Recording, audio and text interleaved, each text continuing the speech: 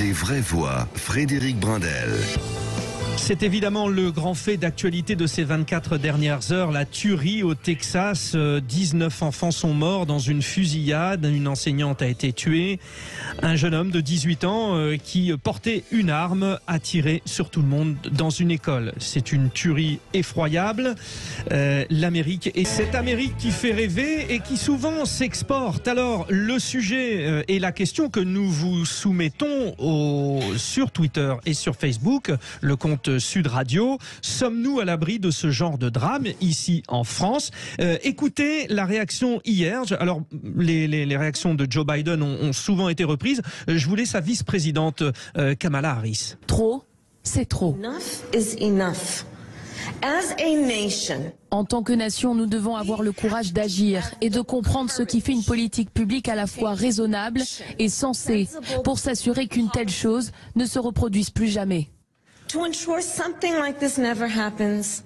Autour de nos vraies voix, je le rappelle, Philippe Bilger, Françoise Degois et Olivier D'Artigol, nous recevons Jean-Pierre Bouchard, psychologue et criminologue spécialiste des agresseurs et des victimes. Bonsoir Jean-Pierre Bouchard. Oui, bonsoir. Nous posons la question, alors, à étage, bien sûr, on va déjà s'intéresser à cette question américaine. Il y a une recrudescence de ce genre d'événements. C'est le seul pays dit développé économiquement où ce genre de choses se produit. Et c'est le seul pays où les ventes d'armes sont totalement autorisées. Est-ce que c'est vraiment le cœur du problème ou est-ce qu'on doit y accoquiner autre chose ?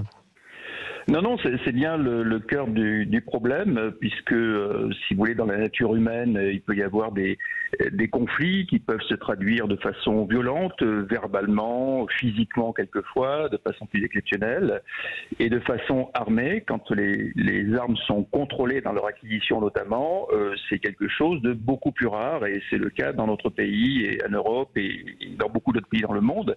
Il se trouve que les réglementations américaines permettent un accès aux armes en masse à tout citoyen, et ça explique en forte partie évidemment que des volontés d'être violents se traduisent par des violences avec armes à feu, donc beaucoup plus efficaces, avec ces fameuses tueries de plusieurs personnes à la fois, ce qu'on appelle les tueries de masse dès qu'il y a plus de 4 personnes qui sont tuées au même moment, lors d'un même événement criminel.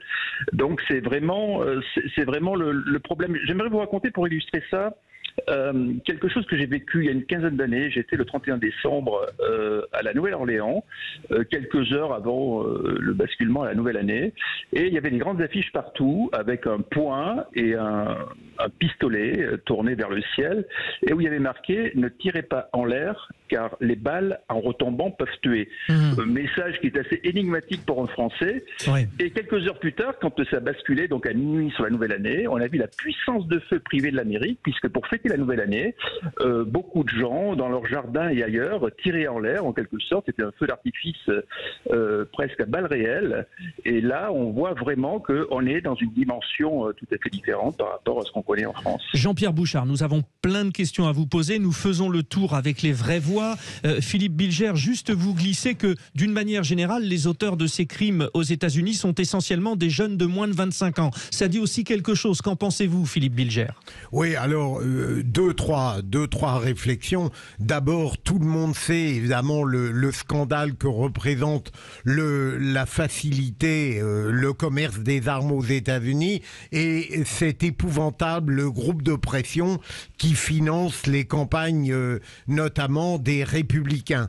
Deuxième élément, il est, en ce qui concerne cette tuerie atroce, il est symptomatique de voir que d'abord il a cherché à tuer sa grand-mère et qu'ensuite il a assassiné 21 personnes, si je ne me trompe pas.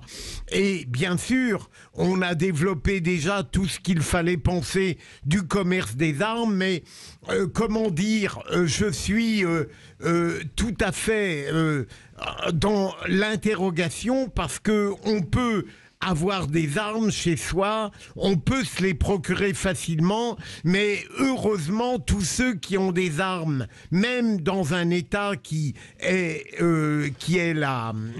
incroyablement laxiste dans ce domaine, tous ces jeunes gens qui vont faire des massacres décident à un certain moment, probablement pour compenser un sentiment d'humiliation, un sentiment de solitude, d'exprimer une toute-puissance de manière tragique et délétère. Et tout cela, c'est, j'allais dire, sombrement passionnant. Il y a les armes, la facilité d'en obtenir et le fait que ces armes, chez certains, procurent une sorte de volupté atroce de tuer pour montrer qu'ils sont quelqu'un. Jean-Pierre Bouchard, le psychologue et criminologue que vous êtes, vous ne remarquez pas quand même que les moins de 25 ans, les jeunes sont aujourd'hui de plus en plus sollicités par des jeux de violence, par des films de violence, et qu'il y a une banalisation? Est-ce que par exemple ça veut dire quelque chose? Oui, ça peut participer, mais ça n'a jamais été objectivement mesuré dans les analyses de cohorte, par exemple, que les jeux violents étaient à eux seuls suffisants pour faire basculer. Là, ce que vient de dire Philippe Bilger est très intéressant, parce qu'évidemment, derrière tout ça, il y a toujours un individu ou des individus avec des ressentis personnels. Il semblerait que celui-ci était pas mal rabroué, moqué, etc. Et que ça puisse être la source de donc ce massacre collectif. Mais s'il n'y avait pas cet accès aux armes, comme en France par exemple, facile, il y a fort à parier que la tuerie aurait été moindre ou moins facile à réaliser. Il y a la problématique avec la grand-mère dont on dit déjà qu'elle voulait évincer la mère du tueur. Je ne sais pas si c'est vrai, et que là il y avait un règlement de compte. Alors des règlements de compte familiaux sanglants, moi j'en ai vu beaucoup, mais qui se traduisent rarement par des tueries de masse comme ça. Bon, parce qu'encore une fois, c'est à l'arme blanche, c'est à coup de poing, etc. Et donc évidemment, il y a les mêmes motivations, mais il n'y a pas la même puissance de feu. Alors Jean-Pierre Bouchard, nous arrivons tout doucement finalement sur cette question. Françoise Degois va prendre la parole dans un instant. Je rappelle la question que nous nous posons. Sommes-nous à l'abri de ce genre de drame? Les auditeurs de Sud Radio, dans cette consultation, disent non à 81%. On a parlé de la question de la jeunesse, on a évoqué certains points. C'est promis, Françoise Degois prend la parole dans un instant. Dispositif médical CE. Conditions sur opticien-atol.com. Les vraies voix, Frédéric Brandel. Vous donnez votre avis sur le compte Twitter et Facebook de Sud Radio, la tuerie au Texas qui a fait 21 morts. Un jeune de 18 ans qui, armé d'une arme, va dans une école et fait ce massacre. Sommes-nous à l'abri de ce genre de drame? Jean-Pierre Bouchard, psychologue et criminologue, spécialiste des agresseurs et des victimes, nous a dit que cette tuerie était essentiellement liée à la conséquence du port d'armes, mais nous avons avec nos vraies voix et notamment Philippe Bilger évoqué la question de cette jeunesse qui est souvent auteur de ces problèmes. C'était promis, Françoise Degois, l'une de nos vraies voix, intervient. Oui, parce que moi j'étais jeune journaliste, j'ai couvert la tuerie de Cuers. C'est Jean-Pierre Bouchard, vous vous en souvenez certainement, de ce jeune garçon de 16 ans qui vraiment disjoncte complètement, il se renferme, etc. Il tue sa mère, son beau-père, son demi-frère, et puis il marche pendant 30 minutes et il tue tout sur son passage avant de se suicider. C'est probablement la tuerie de masse la plus importante, je crois, en France. 16 ans. Donc il n'a pas eu de difficulté à se procurer une arme, il avait une détermination morbide et il s'est suicidé quand la police... Donc ça a été un drame absolu, je me souviens, c'était très éprouvant de couvrir cette affaire parce que je pense que... J'entends ce que dit Philippe Bilger et j'entends bien aussi les mécanismes mystérieux de l'âme qui peuvent produire ces déclics mortifères et mortels. Mais donc je ne peux pas rentrer dans ce domaine, c'est votre domaine, Monsieur Bouchard. Moi, je rentrerai dans un domaine politique, j'en ai marre. De voir les larmes de crocodile des démocrates.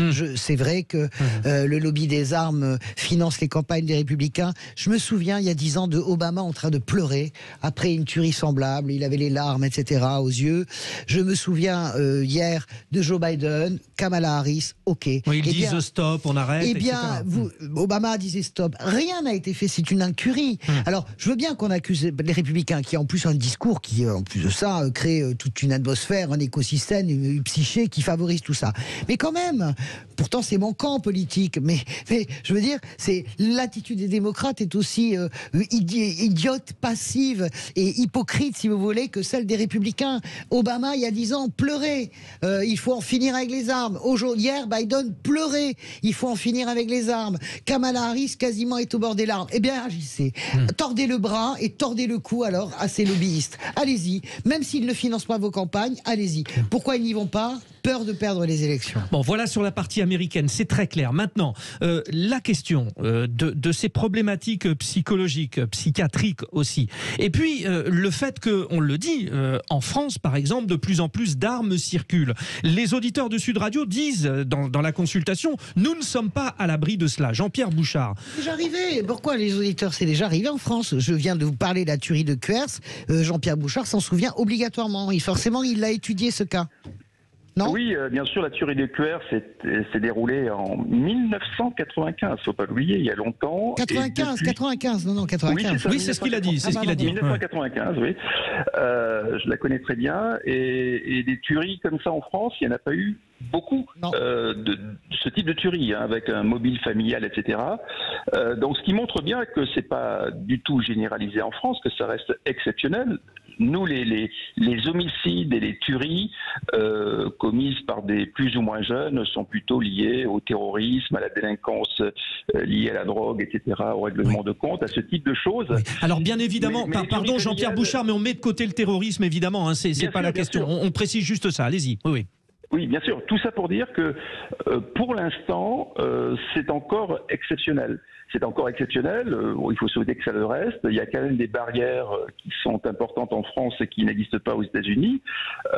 Et puis, il y a peut-être des éléments aussi culturels. Moi, je pense que quand ça devient aussi banal, puisque là, il y a un sénateur qui disait que à ce jour, il y avait eu plus de tueries aux États-Unis que de jours dans l'année, ce qui semble vrai. Il y a une espèce de banalisation aussi où il peut y avoir une imitation dans le choix des passages à l'acte, si vous voulez, de certains jeunes. Mais après, au niveau des mobiles, c'est toujours les mêmes. Vous savez, la nature humaine change peu, où que ce soit sur les continents. C'est simplement une histoire d'environnement après qui facilite ou pas les choses. L'environnement, le contexte, justement, moi je vous attends là-dessus, Olivier d'Artigol, parce que on sait qu'avec le développement des réseaux sociaux, par exemple, tout prend des proportions décuplées. Vous, sur cette question, est-ce que en France, on peut craindre ce genre de choses? Il faut remettre les choses dans leur échelle. Le Washington Post vient de sortir un chiffre sidérant. Depuis Columbine et donc 99, 300 000 jeunes Américains ont été ou victimes ou témoins directs d'une fusillade dans un établissement scolaire. Bon, là, il y a quelque chose de très ancré qui relève de ce que sont les États-Unis. Oui, c'est l'époque des cow-boys qui continue. Oui, voilà. Puis aussi, bon, on ne sait pas le sujet, donc je ne prends pas 7 ans, mais le fait que la NRA, qui va tenir son assemblée générale au Texas en fin de semaine, puisse d'ailleurs présenter le Texas comme... Elle encourage les ventes d'armes. Oui, bon. En France, je vois bien qu'il peut y avoir des processus d'américanisation de notre société. Quand des jeunes, ou moins jeunes d'ailleurs, sont devant un juge chez nous, ils peuvent dire « Votre honneur ». en singeant les séries américaines. Ouais. Mais je pense concernant dans la relation aux armes, que nous n'en sommes pas là, qu'il faut bien sûr être vigilant, parce que le commerce d'armes est un commerce qui existe aussi, qui est souvent associé à celui de la drogue d'ailleurs. Avec une chose que je tiens à souligner, faisons attention à notre santé publique en termes de psychiatrie. C'est-à-dire qu'il y a aujourd'hui beaucoup de personnes, notamment dans la jeune génération, qui devraient relever d'un accompagnement, d'un soin, qui atterrissent parfois dans les missions locales où les personnes qui le reçoivent ne sont pas armées professionnellement, pas formées pour faire face à des pathologies qui sont plus ou moins lourdes. Situation renforcée avec les 2 années de confinement, par exemple. Je pointe cette question-là sur la santé mentale concernant un très grand nombre de... Éric Borrell, le tueur de Cuers. C'est vraiment une bombe à retardement, ça. Éric Borrell, le jeune tueur de Cuers qui avait 16 ans, s'était plaint, avait dit « je vais passer à l'acte, je vais me suicider, je tuerai des gens ». Et évidemment, c'est tombé dans une sorte de trou noir d'assistante sociale au lycée. Ouais. Jean-Pierre Bouchard, pour conclure, l'histoire des réseaux sociaux, là aussi, il faut être très vigilant. Oui, bien sûr, c'est toujours la culture ambiante qui change, qui utilise des moyens différents. Voilà, les réseaux sociaux, on sait tous qu'il y a le meilleur et le pire dessus. Ce sont des outils et effectivement, ça peut être quelquefois même des signaux d'alerte qui permettent de dépister des gens à risque de passage à l'acte. Mais encore une fois, je dirais que heureusement, on est en France, c'est quand même un peu mieux qu'ailleurs, voire quelquefois beaucoup mieux qu'ailleurs. Et puis, il faut recentrer, à mon avis, les choses sur la famille, les parents, les responsabilités éducatives de nos parents, parce qu'on est tous le résultat de notre éducation. Et on sait très bien que les premières années sont déterminantes, donc les parents doivent nous enseigner des normes et des valeurs qui vont nous construire et pour plein de choses positives et nous empêcher de faire des choses négatives. Et il faut cultiver dès notre plus jeune âge, ce gendarme intérieur, ces limites qu'on doit se mettre dans la tête pour se comporter normalement. Et pour terminer, à la question que nous avons posée aux auditeurs de Sud Radio, sommes-nous à l'abri de ce genre de drame en France? Vous répondez quoi, Philippe Bilger? Ben, je l'espère. Malheureusement, la France s'est saisie avec retard de certains vices américains. J'espère que ce terrible syndrome ne l'atteindra pas, même si Françoise a eu raison de rappeler que nous pouvons être sujets à de tragédies, mais heureusement sombrement ponctuelles, pas comme aux États-Unis où ça semble devenir une terrible habitude. Merci à vous tous et notamment donc à Jean-Pierre Bouchard, psychologue et criminologue spécialiste des agresseurs et des victimes pour ce sujet ô combien difficile, et bien sûr nos pensées à toutes les victimes et puis à tout le peuple américain aussi, mais enfin ça serait vraiment bien qu'ils en terminent avec ces histoires d'armes.